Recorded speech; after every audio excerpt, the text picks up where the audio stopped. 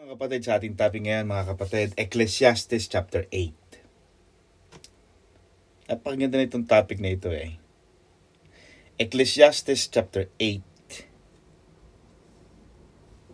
Sino ang gaya ng pantas na lalaki? At sino nakakaalam ng kahulugan ng isang bagay? Ang karunungan ng tao ay nagpapasilang ng kanyang muka, at ang katigasan ng kanyang muka ay nababago. So naghahanap si Solomon, mga kapatid. Solomon was searching for a man, a wise man who knew the interpretation of a thing. Kasi ang buhay, Sister Arlene, kanya-kanya ng interpretation eh. Iba-iba eh. Minsan, ang tingin mo 6. Yung kausap mo, Sister Cynthia, 9 eh. Diba? Bakit? Magkabaliktaran kayo eh. Ang tingin mo 6, pero pag sa parte niya, hindi. Mali ka, 9. Sinong tama, Sister Chami? May mali ba sa kanila? Paano silang tama? Kasi depende kung anong nakikita mo eh. So that is life. That is the interpretation of life. Minsan magkaiba lang ang inyong posisyon, pero actually, either pareho kayong mali o pareho kayong tama. So Solomon was asking and looking for a wise man. At alam ni Solomon na ang isang tao pagka matalino, marunong, ang sinasabi niya, ang karunungan ay nagpapasilang o nagpapaliwanag, nagpapasaya. Solomon knew that wisdom makes a man happier. Pwede? Pero pwede rin hindi, Sister Arlene. Pag marami kang alam, hindi mo na rin alam. Kaya minsan may mga taong mas maganda na yung hindi mo alam. Kasi pag marami kang alam, madalas, nagdadala ng kalungkutan. Diba?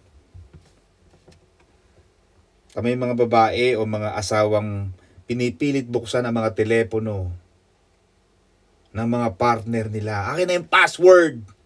Pag hindi mo binigay sa akin ng password talaga, magsaulian na tayo ng kandila. Password? Why? Wala nang privacy. Amen, mga kapatid. Parang feeling nila na pag alam nila ang password, alam nila na pag wala nagtitext, akala nila, hindi naman eh. Diba? Meron akong kilalang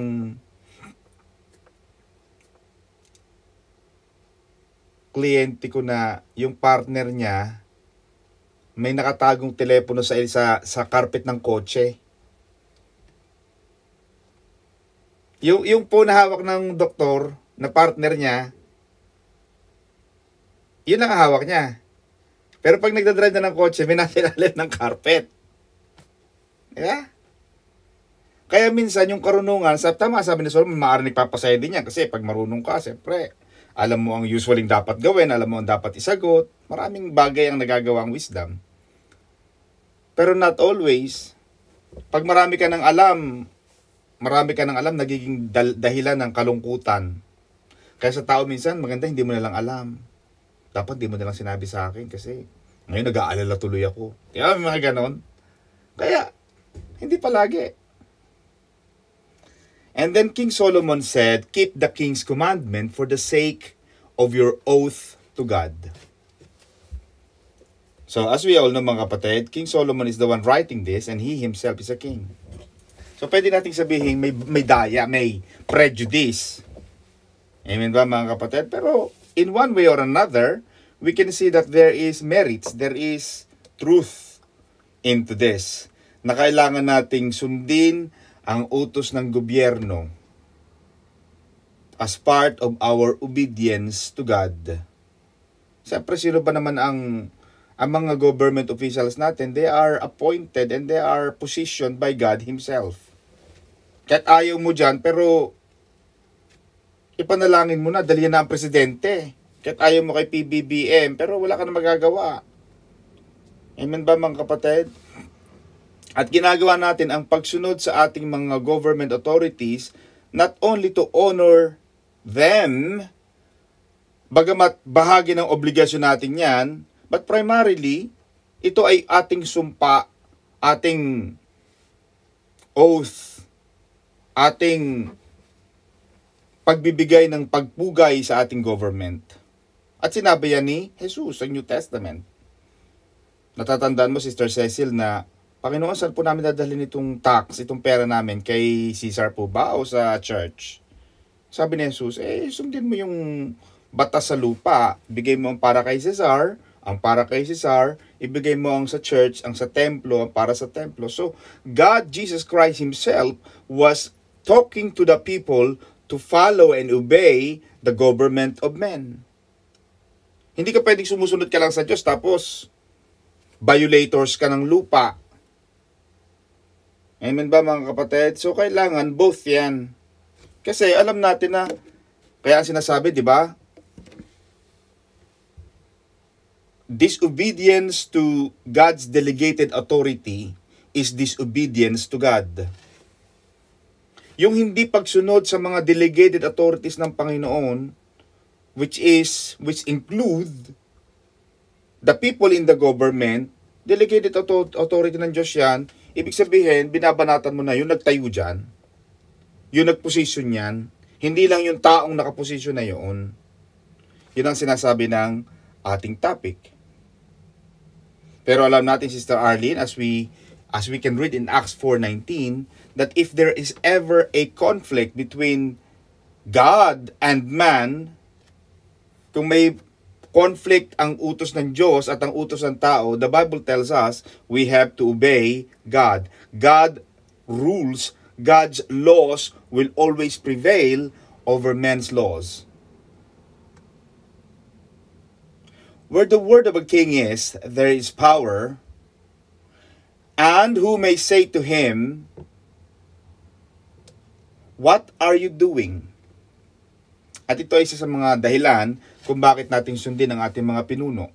In this context of King Solomon, it was said to be king. Kasi nung unang panahon, monarchy yan. Pero ngayon sa panahon natin yan, baga may king tayo o may queen, pero in the United Kingdom specifically, the king and the queen, they don't really have legislation power. They just enact. They just give their blessings. Kaya may tinatawag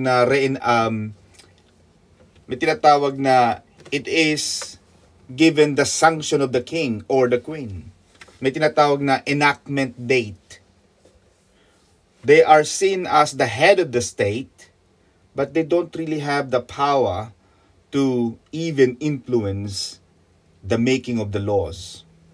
In the United Kingdom, at least, we're talking about the parliament. The parliament is led by the people of the members of the parliament, the House of Parliament and the House of Lords.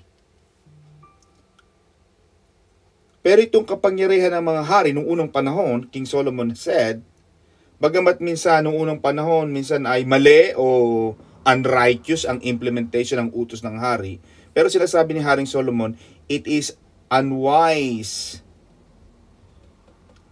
Man can may mga pag hindi natin sinunod ang utos ng mga hari, it is unwise to fail to keep the king's commandment or show him respect. Kaya hindi maganda na hindi natin sundin ang mga hari.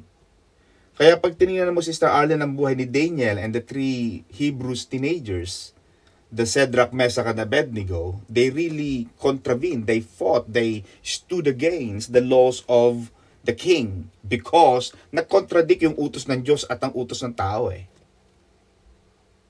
Kaya ba sabi ni Shadrach, Meshach, Abednego, mahal na hari, sorry. Nag-contradict yung utos mo sa utos ng hari namin sa taas eh. Kaya for that reason, hindi kami susunod sa'yo. Very powerful.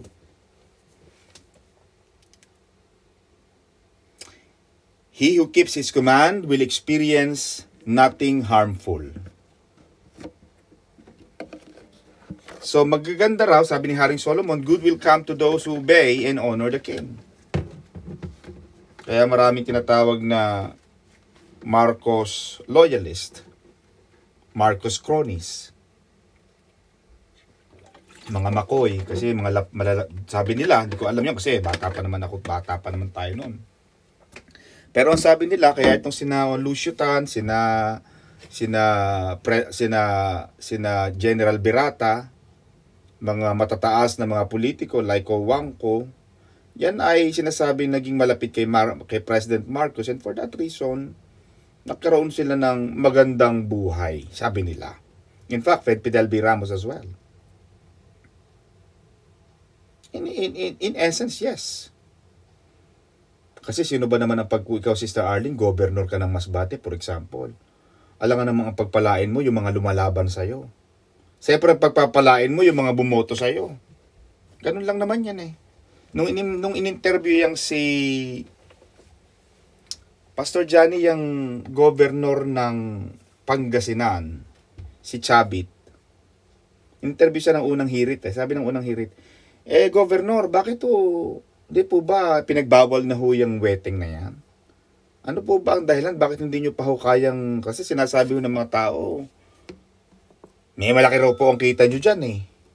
Malaki daw po ang kinikita nyo dyan. Alam mo, sabi ni Chabit, which I understand, tama, hindi ko pinatigil ang wedding. Bakit? Yan ang pinagkakakitaan ng mga tao ko eh.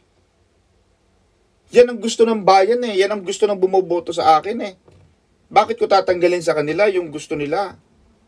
Magalit na sa akin ang national government, pero ang ginagawa ko para sa kabutihan, sa gusto ng mga bumoto sa akin. Pag tinanggal ko yon, baka hindi na nila ako iboto. Matatalo ako. May point. Kaya minsan mga kapatid, pag nakita mo yung mga politicians, minsan ang decision nila parang, ba't ganun? Pero pag nandoon ka na sa power, makikita mo, ganun pala. Nangako dati si Boris Johnson, pag upo niya, magdideclare ng amnesty sa mga illegal migrants. Ginawa ba niya? Hindi. Bakit? Naapektuhan na siya ng party eh.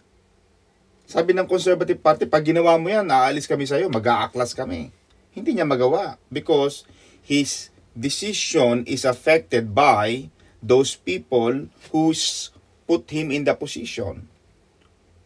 Kaya yung prime minister natin, sinabing prime, actually, hindi sa president. Siya lang talaga ang first amongst the members of the parliament.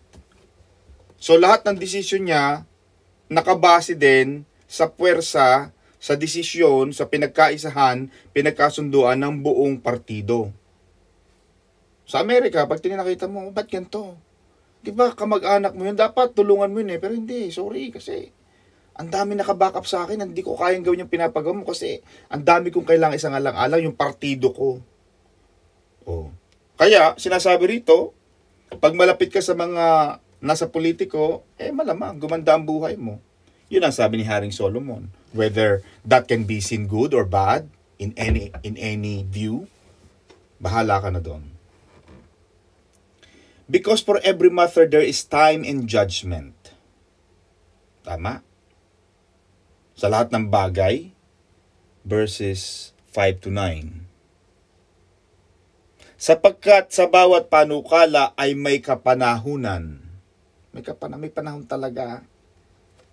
Kaya nung natalo si Manny Pacquiao ni Floyd Mayweather, sabi niya, bakit natalo ka? Panahon niya. Hindi siya nag-alibay. Panahon niya. Talagang time niya.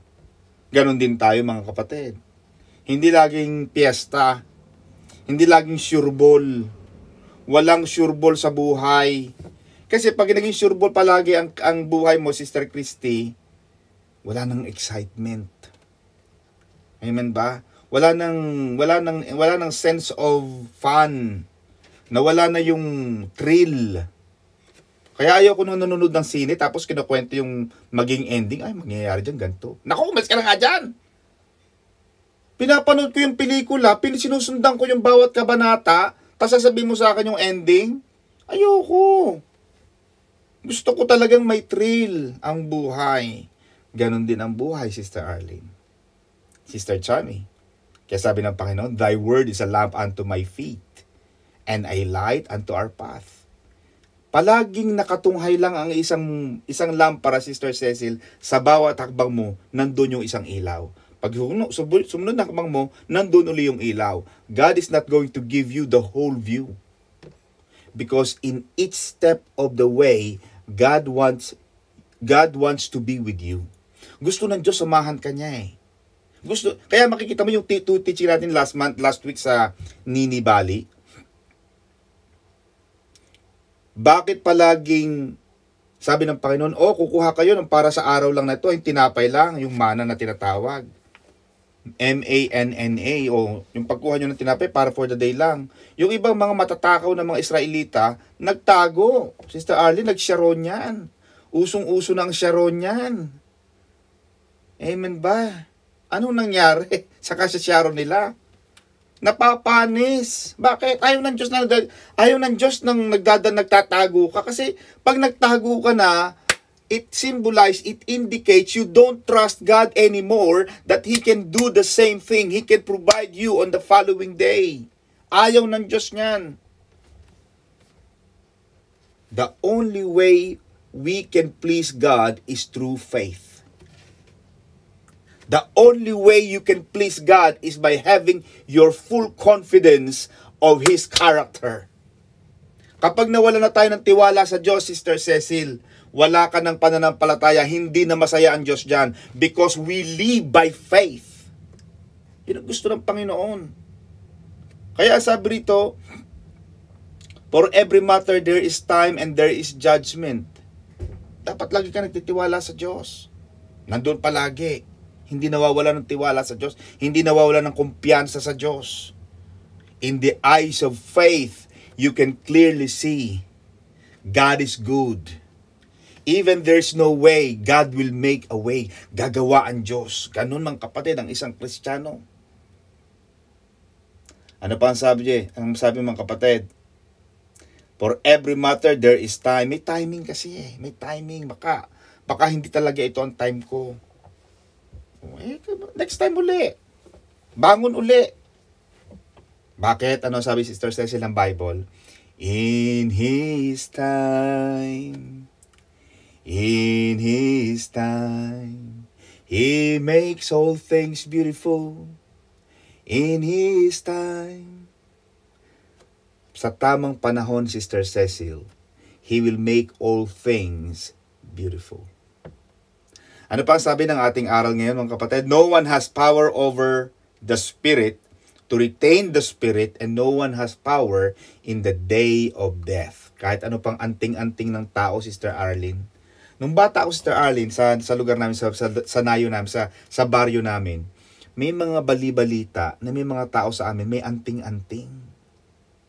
May angking-anting. Alam mo yung anting? Yung pag binaril daw sila, Sister Cecil, hindi sila mamamatay. Tapos may nababalitaan pa ako yung mga mamamatay. Pagka mamamatay, ipapasa nila ang anting-anting nila. Naku, nung malaman ko, Sister Arlene, yung anting-anting na yan. Anting sa gigil. Magaling lang sila makipagdebate. Anting sa gigil ang meron, mga kapatid. But it is true, Sister Cynthia, na wala tayong kakayahan, wala tayong kapangyarihan over death. And King Solomon was referring to physical death, perhaps. Kasi pag namatayan, wala na eh. Wala nang panalo. Amen ba? Tapos na. Yun ang sinasabi niya. All this I have seen, that there is time in which one man rules over another to his own heart or hurt. Alam ni Haring Solomon, mga kapatid, na yung bahagi ng kalungkutan ng tao ay ang i-oppress, parusahan. Totoo. Isang malaking kabigatan sa tao yung ikaw ay parusahan. Dahil may mga government officials, at ito mga kapatid, I'm referring to some of our brethren, mga kapatid, na magiging rulers, magiging mayors, governors, senators, congressmen, board members, vice president, Secretary of the Cabinet, President of the Philippines, or ibang presidente ng ibang bansa, hindi natin alam. May mga rulers noon, and bahagi ito ng sinabi ni Haring Solomon, na may mga tao na sa halip na pakainin ang mga tao, paglingkuran ang bayan. Kaya ang tawag sa mga mayor, di ba, Sister Arlene, civil servant. Servant, di ba? Di ba? Civil servant yan eh. Kaya pag sumusulat ako sa government, akala ko ba civil servant kayo? Meron tumawag sa akin nung isang araw na inaapi sa Saudi Arabia, mga kapatid. Itong kababayan natin, tumawag sa akin, sabi niya, attorney, ganto-ganto. Inaapi ako rito sa Saudi Arabia. Kinausap ko ang ginawa ko, Sister Arlene, sa awa ko, ito mga kapatid, ay hindi ko sinasabi para magmalaki sa inyo, ha. Sinasabi ko lang sa inyo ang totoo. Wala sang pambili ng ticket. Tumingin ako ng ticket, Sister Arlene, 19,000 pesos.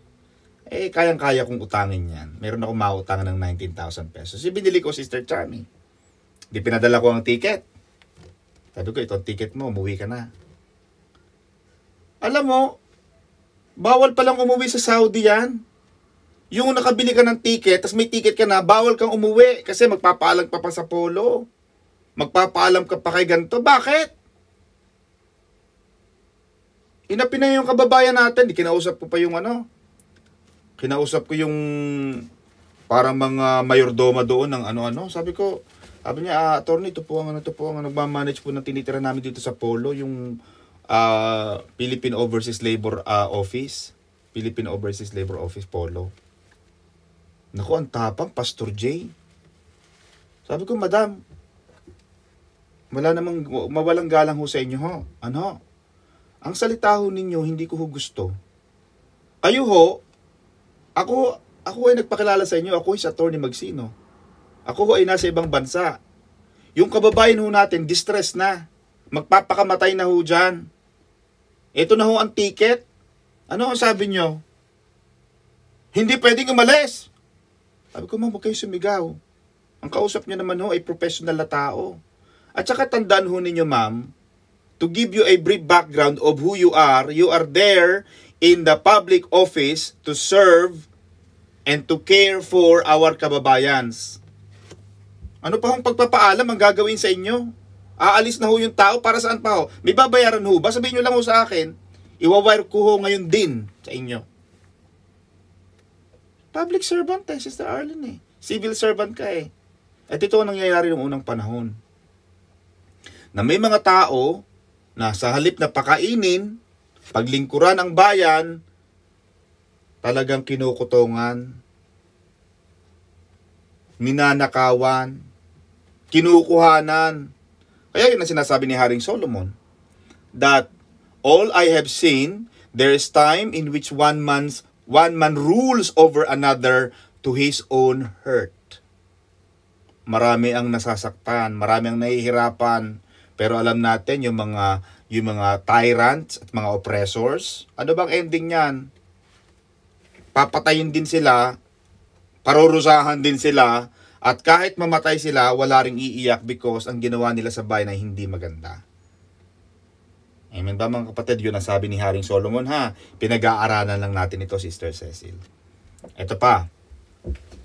I saw the wicked buried. They were forgotten in the city where they had so done. So sabi ni Haring Solomon mga kapatid sa verses 10,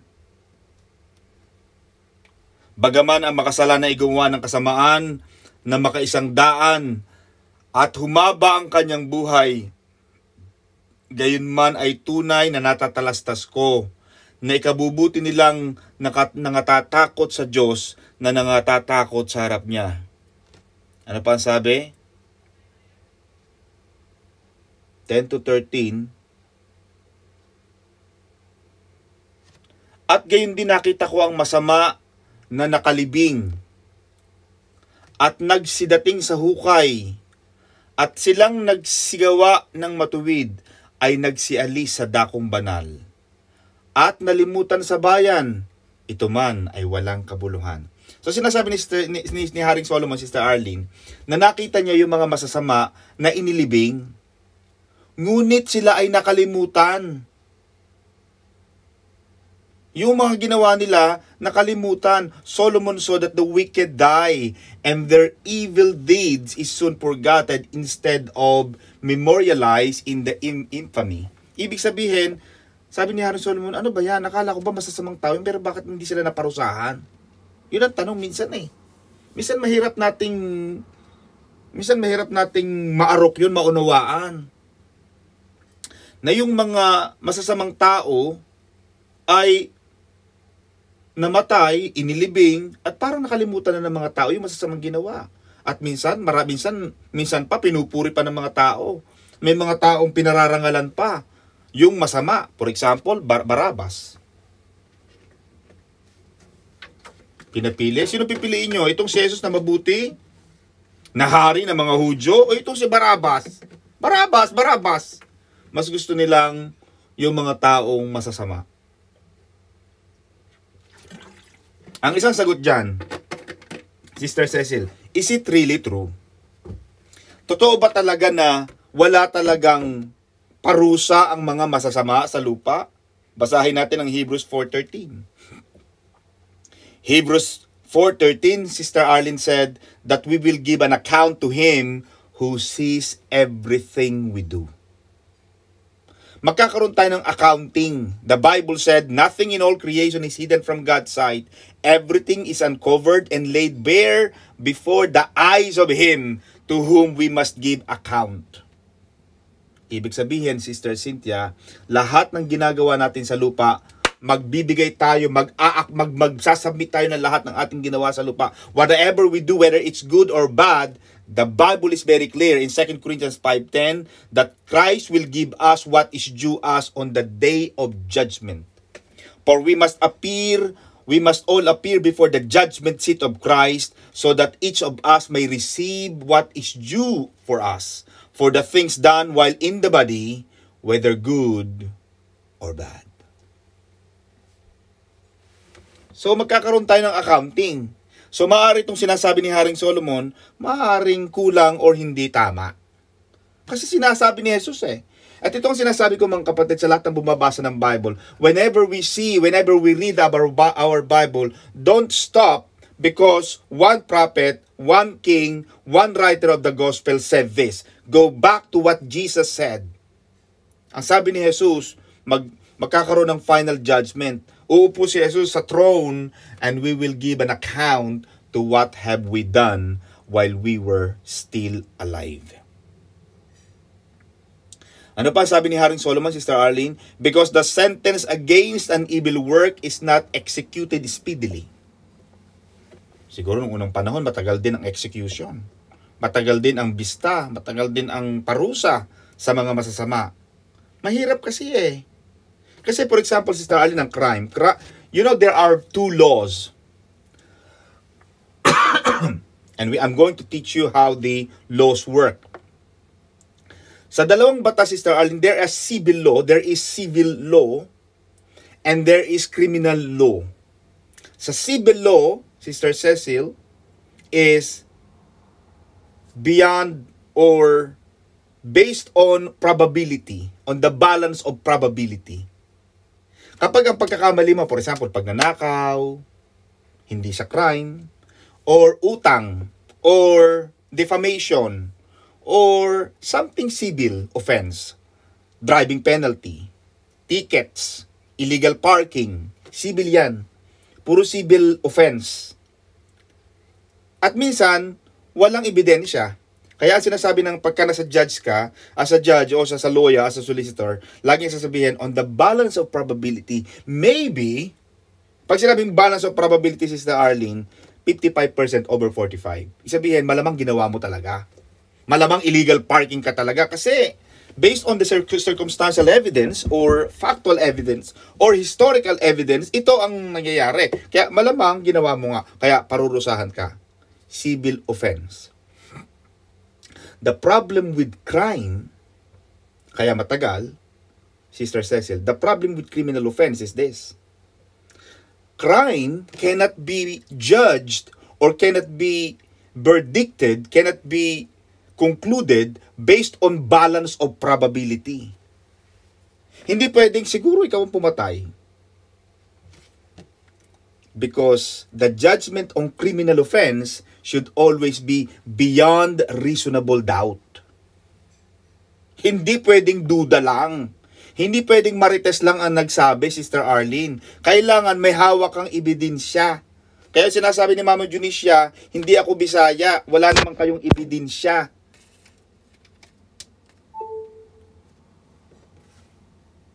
Mga kapatid, nakukuha nyo. Kaya ito sinasabi niya, na matagal ang execution ng mga masasama. Kasi mahirap eh. Mahirap mag-desisyon. Mamaya mali ang desisyon mo, pinagbasihan mo. Dahil lang sa sinabi ng tao na yon. Dahil lang nakita mo ng gano'n, tama ba? Nakita mo, binabatukan sa ng binabatukan dito. Oh, huli ka, sinananakit ka. Teka muna, hindi mo alam ang istorya. Nalunok, mga kapatid. Lumulun siya ng malaking buto ng santol. Nakuha mo, Sister Arlene? Na nakita mo binabatukan ni kapatid yung ano, alam mo, tapong ng tao, nakita ko, sinasaktan niya asawa niya eh. Hindi, mahal niya nga ang asawa niya eh. Kasi tinatanggal niya yung buto doon na nalulun niyang santol. Kaya sabi ni Haring Solomon na matagal ang pagpaparusa sa mga masama. Verse 10 to 13. Sapagat ang hatol laban sa masamang gawa ay hindi isinasagawa agad. Eh sa dami ng masasama. Amen ba? Kaya ngayon ang lakas ni Tulfo eh. Ay hindi na nagpupunta ang tao sa korte, kay Tulfo na lang. Tulfo na lang. Wala nang batas, Tulfo na lang. Kaya wala nang ginagawa mga hurado sa atin. Amen ba? Kasi may Tulfo na eh. Oh, tama ba palagi si Tulfo? Maaring hindi kasi kulang sa ebidensya kasi yan. Nationally televised, glamorized yan eh. Oh. Kaya, pero pag tiningnan mo, maraming mga paksa, maraming mga katotohanan na hindi lagi natin alam. Hindi lahat na nakikita natin sa TV, yun talaga lahat-lahat na. No. Maraming mga mas malalalim at mga hindi na i-publish, na hindi na i-televise, na hindi na i-video, na maaaring yun ang totoo, pero hindi na i-video. Ang nakita mo lang yung part of the segment.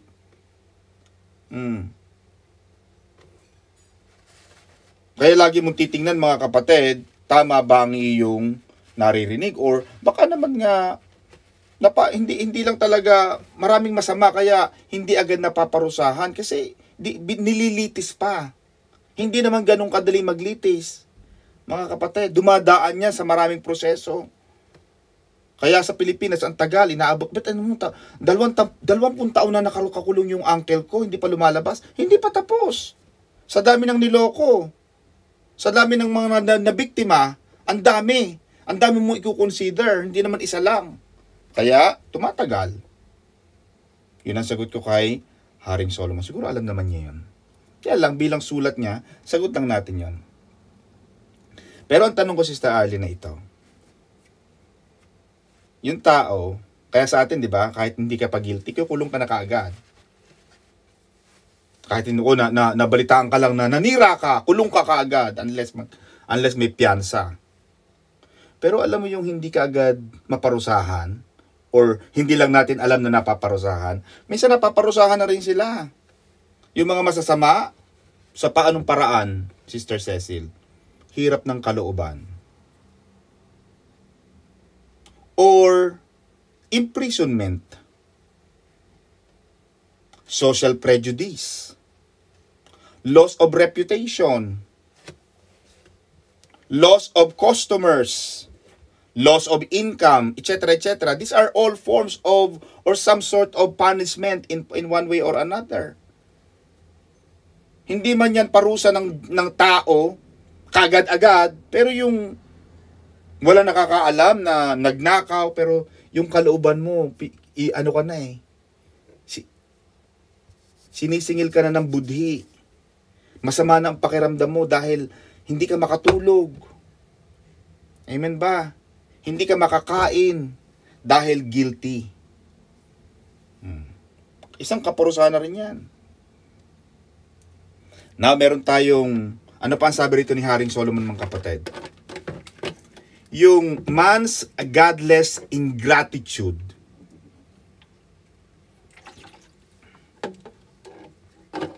Kaya mapapansin mo, Sister Arlene, bakit matagal bakit itong taong to ang sama-sama ng ugali? Itong taong to ang sama-sama ng pagkatao niyan. Bakit lalo siya, bakit hindi pa yan namamatay, ba't buhay pa? Bakit ganyan pa siya? Alam mo isang sagot, marahil Sister Cecil? Binibigyan siya ng panahon ng Diyos. Diba? Naghihintay ang Diyos. Amen ba? Bagamat yung taong yun ay unlovable, at yun ang kahiwagaan, ang mystery ng pag-ibig ng Diyos. Laging may provision ng Panginoon, laging may room for improvement, room for baka forgiveness, laging mahaba ang pasensya ng Panginoon. At yung ka magtataka, why would God still pursue someone like you? Despite of your stubbornness, despite of our big-headedness, despite of our sinfulness, God still pursue us. Kaya ang ganda ng kanta natin bukas, Pastor Jay. Meron tayong yung kanta ni Sister Maribig. Hinanap ako ng pag-ibig mo. Di ba? Hinanap ka, Sister Arlene, ng pag-ibig ng Diyos. Amen. Ang Diyos ang humanap sa atin, yes. Lahat tayo may mga pagkukulang, lahat tayo may sablay, lahat tayo may mga pagkakamali, may mga kasalanan, may mga masamang parte ng buhay natin na hindi natin pwedeng itago, na bahagi na ng nakaraan, nakalipas. Pero hindi sumuko ang Diyos. God made that decision. Kaya ngayon sinasabi ko na yung lost parable, yung the parable of the lost sheep, Sister Cynthia.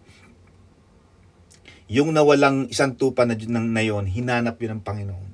Wala siyang pakialam sa 99 sheep. Ganoon kalaki ang pagmamahal ng Diyos. Kapag nawawala tayo, God is going to chase us. God is going to look for us and find us and bring us back to the kingdom of God. Yun Yun ang pinakamasarap doon, mga kapatid. Kasi kung lahat na lang ng tao pinarurusahan, wala nang matitira. Lahat tayo patay. Amen ba? Kaya yun ang sagot ko kay Haring Solomon. Now, ano pa ang sabi niya? Why do the bad have it good and the good have it bad? There are just men to whom it happens according to the wicked. Verse 14. May walang kabuluhan na nangyayari sa lupa. May mga matutuwid na tao na kinapapangyarihan ng ayon sa gawa ng masama. Muli, may mga masamang tao na kinapapangyarihan ng ayon sa gawa ng matuwid. Aking sinabi na ito man ay walang kabuluhan. Simple question, Sister Cecil. Why do good men and women suffer? Ang gandang question nun Bakit yung mabubuting tao, bakit sila nagdudusa? Ang tanong ko dyan, Sister Arlene, ang sagot mo na dyan, number 1, are we really good? And whose standard are you using that you are good? When the book of Isaiah said na lahat ng kabutihan ng tao ay isang maruming basahan sa paningin ng Diyos. Walang nakabuo. All have fallen short to the glory of God. Walang mabuti, walang matuwid. Kaya wag mo sabihin, ba't ako nagsasuffer, ba't ako nagdurusa, mabuti naman akong tao. Mabuti kang tao in your own standard, pero pag tinanong mo ang iba, hindi. Mabait ka lang pagtulog.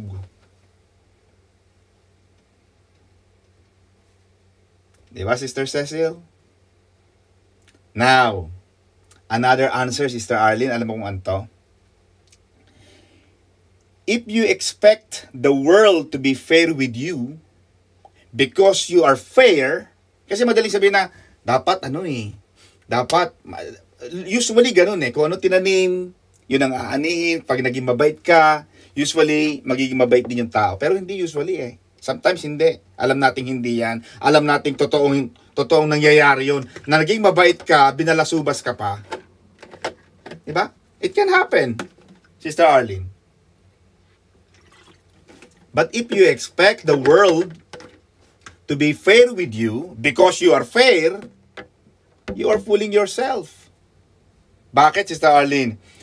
This is like expecting the lion not to eat you because you did not eat him. Nako, may logic? Kaya, sa buhay, Sister Cecil, never blame anyone in your life. Wag mo nang, butin sana, hindi ka nalang dumating sa buhay ko eh. Hindi eh. Don't blame anyone who comes in your life. Because why? Sister Che, good people give you happiness. Bad people give you experience. Worse people give you a lesson. And the best people, they give you memories. Kaya, wala kang dapat sisihin. Lahat yan, may bahagi ng buhay mo. The fact that God put that connection along the way sa buhay mo, may plano ang Diyos yan. Either bigyan ka ng kaligayahan, either bigyan ka ng karanasan, either bigyan ka ng aral, o bigyan ka ng magagandang alaala. Amen, mga kapatid? Now, ito palagi ang tanong eh, why do people suffer? Why do good people suffer? The answer to that, Sister Christy, is that may mga pagkakataon na bakit tayo tanong ng tanong? Bakit tayo tanong ng tanong? Bakit ako nagdudusa? Why do you keep asking that question? Bakit natin tinatanong yung ganong question, Sister Arlene? Lagi natin tinatanong bakit tayo nagdurusa. Alam mo, Sister Arlene, sagot natin dyan.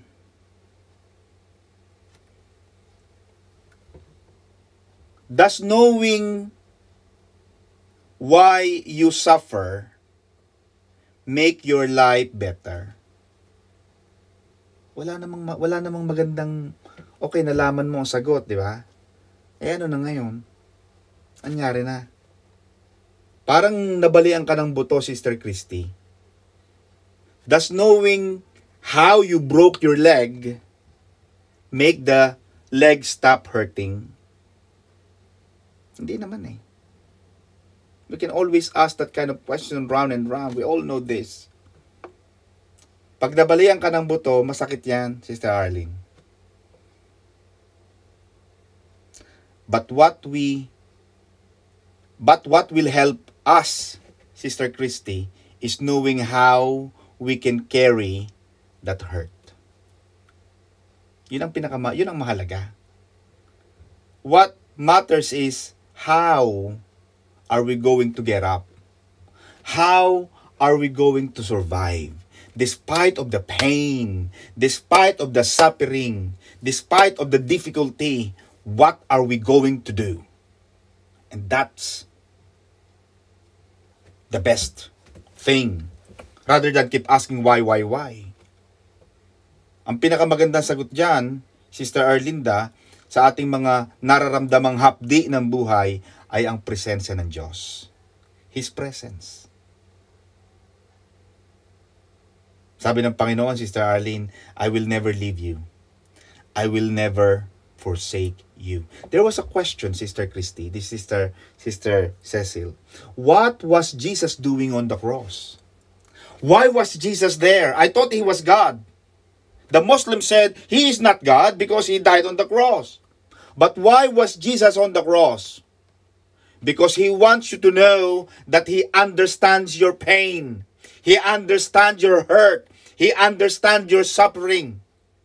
Jesus said, I'd rather die to have you than to live in heaven without you. So when every time we see the cross, we see that Jesus died, he suffered in pain. He had the anger of his God the Father. And on the cross, you saw Jesus' pain. Naramdaman natin, mga kapatid, yung pagmamahal ng Diyos sa atin. Now, Jesus can ask the same question. Why do good suffer? Why does bad things happen to good people? And Jesus will be the best man to answer that. To ask that question, why me? Then he said to his Father, not my will, but your will be done. May mga plano ang Diyos, mga kapatid.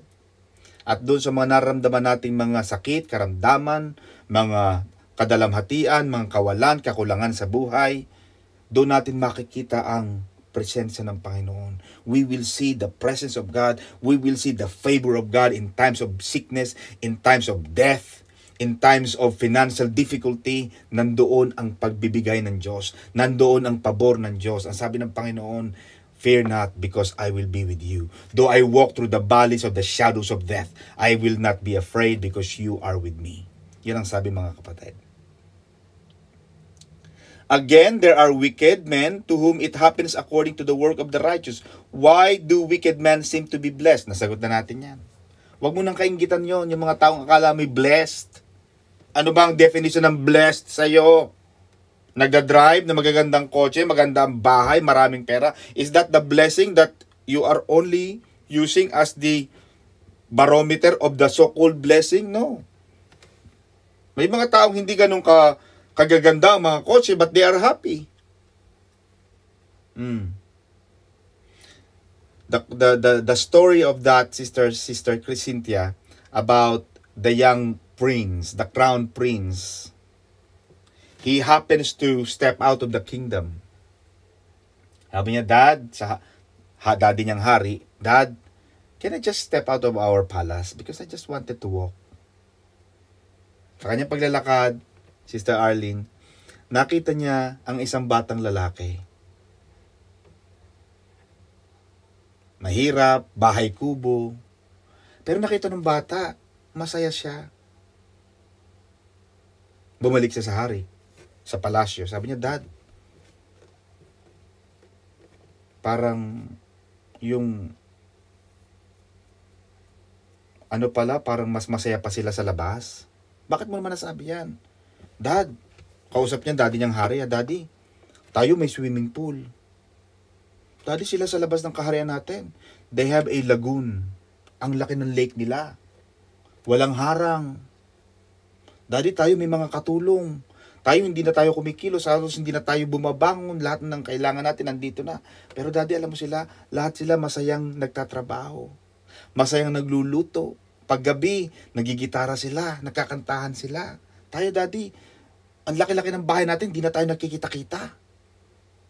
Kaya alam mo, sabi niya sa daddy niya, Daddy, alam mo, nalaman ko mahirap pala tayo. Mas mayaman sila sa atin sa labas. And you will see, Sister Cynthia, that having a lot doesn't always mean happiness. Hindi laging pag marami lagi kang masaya. Happiness is not about happiness is not about getting all you want.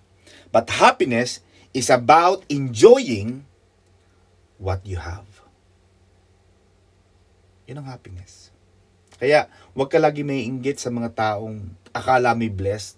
Kahit masasama, akala may blessed, pero hindi. Kaya ako, pag sinasabi ko lagi kay Sister May mahilig yan sa mga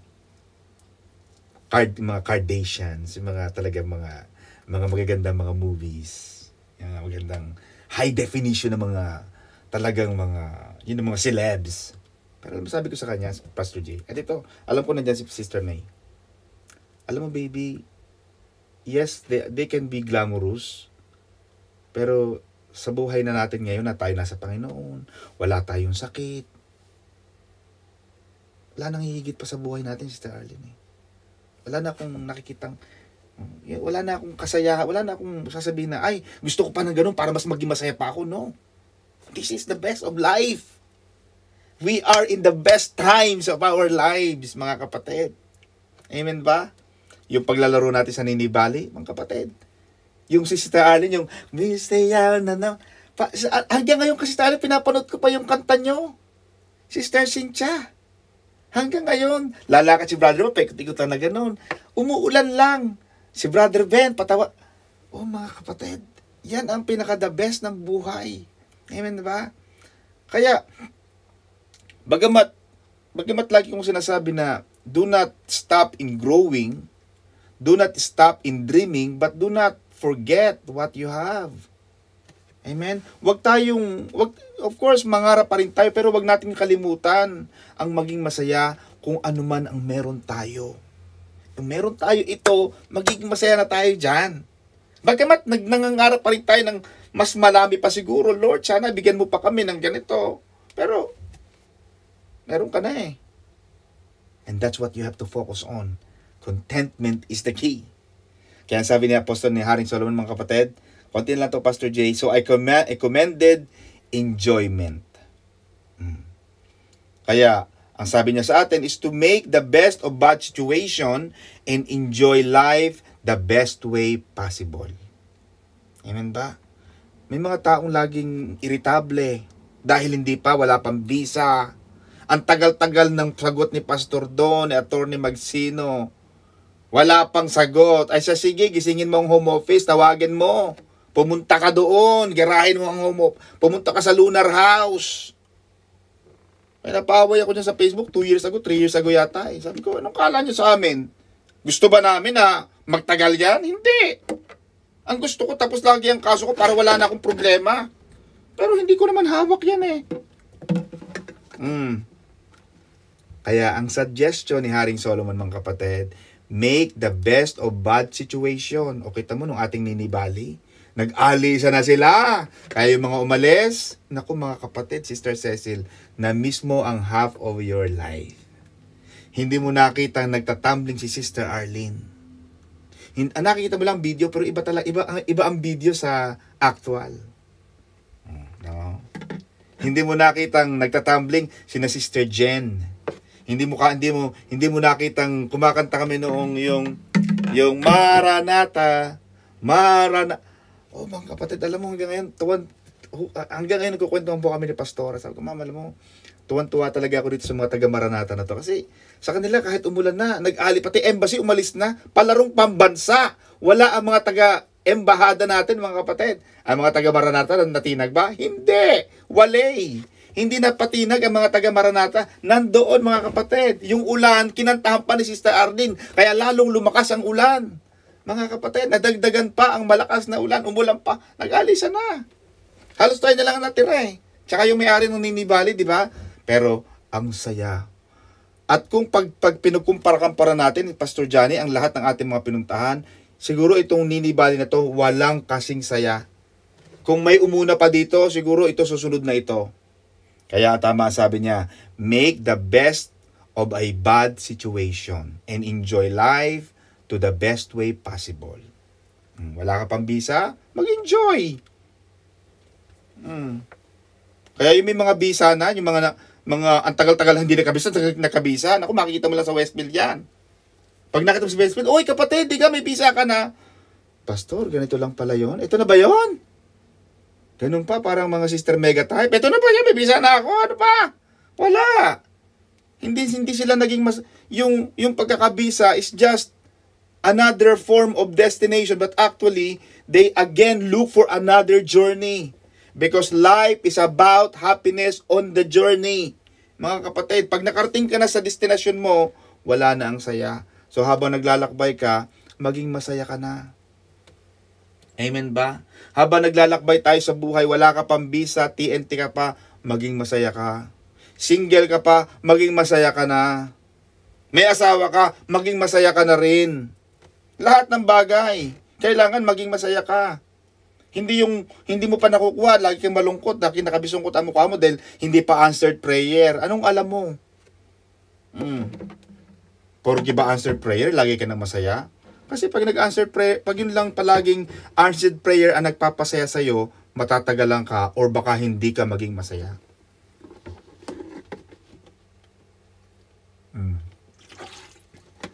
Kasi kung hindi ka nagiging masaya ngayon, kung ano mang meron ka, kahit makuha mo na yung ipinagdadasal mo, hindi ka na rin magiging masaya. Kasi ngayon pa lang, hindi ka na masaya eh. Pero Lord, magiging masaya ako ngayon. Kahit ganito pa lang ako, masaya na ako. Pag dumating ka doon, ay masaya lalo ako. Dagdag, bonus. Kaya sabi ni Apostol Pablo, sanay ako sa hirap, sanay ako sa yaman, sanay ako sa kama, sanay ako sa banig. Sa lahat ng bagay, natutunan kong maging kontento.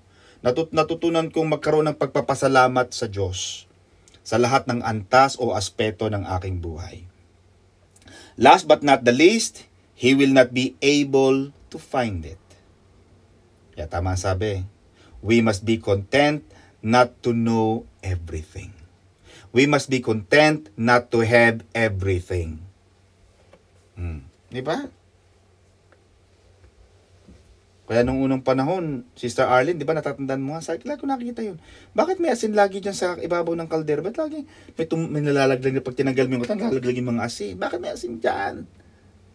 Bakit kailangan lagyan ng asin? Sabi niya, para daw sumarap yung laman. Oh, for some reason, masarap naman ang mga kanin natin noon. Pero ngayon, meron tayong mga rice cooker, mga instant noodles, microwave. Pero masaya ba tayo? Pwede. Pero hindi ibig sabihin, hindi tayo masaya noon. Masaya tayo noon, pero masaya rin tayo ngayon. Kaya sa lahat ng aspeto sa lahat ng paglalakbay natin mga kapatid, learn to enjoy the journey. Mag-enjoy ka lang. Amen ba? Ay, wala si ganun. Ay, mag-enjoy ka lang. Ay, bakit ganun? Walang ganito. Ay, enjoy mo na yan. Walang ang in-order ko ganito. Ay, enjoyin mo na yan. Amen ba mga kapatid? Kung ano man ang meron ka, magpasalamat ka sa Diyos. At yun ang sinasabi ni Haring Solomon. Yun ang conclusion niya sa ating Ecclesiastes 8. That we must be content not to know everything. Hindi mo man alam mo, tanga-tanga mo, okay lang tanga. Hindi okay lang na hindi ko alam lahat. Kasi minsan, pag yung hindi mo alam lahat, minsan masaya ka pa eh. Tawa ka pa ng tawa. Pag nalaman mo na, ay, nalaman ko na kasi. Nalulungkot ka. Pero yung hindi mo alam, ang saya-saya mo. Kaya tama sabi niya. Kaya sabi pa niya, neither hard work, persistent endeavor, skill or experience or wisdom will unravel the mystery. Sabihin, kahit ang tao masipag, marunong, magaling, matalino, hindi mo kayang buksan ng hiwaga ng buhay. Kasi kahit mayaman ka, minsan hindi ka rin masaya. Dati kang healthy, lagi ka nagda-diet, lagi ka namang gutom. At mahirap maging mabait pag gutom. Amen ba? Lagi ka nag-i-intermittent. Pero ang laman naman ng bag mo, laging Sharonian bag. May mga taong magaling, matalino. Pero, laging may kulang. At ang sinasabi ni Haring Solomon, even the wise men na maraming alam sa buhay, sila man ay malilito. Kasi, laging may kulang sa buhay. At ang tanging kapunuan ng buhay, Sister Christy, ay ang Diyos. Because the entire duty of a man is to make glory in God. Is to give glory to God. Kaya yung preaching natin mga kapatid that God made man according to our image and likeness. Yun ang teaching ko dun nung last week. Ginawa ng Diyos, Sister Cecil, ang mga tao according to His image and likeness. Meron tayong ganong topic last week, di ba? Ang kapatid, tapos na ako, but I just wanted to go back to the teaching. Last week natin mga kapatid in Ecclesiastes chapter 8, and I think we were in Ecclesiastes chapter 7. Mga kapatid. Ginawa ng Diyos ang tao.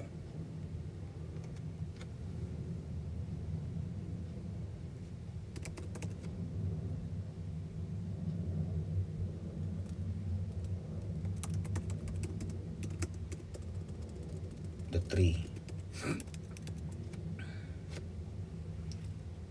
When God wanted to create a fish, He spoke to the sea.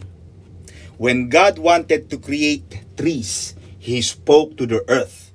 But when God wanted to create man, He spoke to Himself. Then God said, let us make man according to our image and our likeness. So anong lessons to be learned, Sister Cynthia? If we take fish, if we take a fish out of the water, the fish will die. If we take the tree out of the soil, the tree will die. Likewise, when a man is disconnected with God, when a man goes against or remove himself from God, we will die. He will die. Because God is our natural environment. We were created to live in His presence. Let us stay connected to God. Mga kapatid, yun ang ating gagawin, because the soil without a tree remains the soil. The water without the fish remains the fish. God without man remains God. But man without God is nothing. Kaya ang tao laging may kakulangan, laging may emptiness. Parang hindi masaya. Bakit ako ganon? Meron na akong ganitong buhay, maganda na ang buhay ko, maganda na ang trabaho ko, lahat naman nakukuha ko na. Pero bakit may emptiness pa rin? Because there's something in that person that God and only God can fill up. Pag hindi ang Diyos nagpuno, pag hindi ang Diyos pumasok doon sa kakulangan ngayon, hindi magkakaroon ng contentment ang taong yon. Kaya ang mga Kristiyanong kagaya natin mga kapatid, we are super blessed because we are living under the environment of God. When God said to Adam and Eve, the moment you eat the fruit of the tree in the middle of the garden, you will surely die. Because they died, they disconnected themselves with God, they vanished away from the Garden of Eden. Nawala yung connection nila with God, they died. Kaya ang tanging magpapasaya, ang tanging magbibigay ng contentment sa tao, Sister Arlene, tanging ang Diyos lang. Amen? Back to you, Pastor Jay and Sister Cynthia.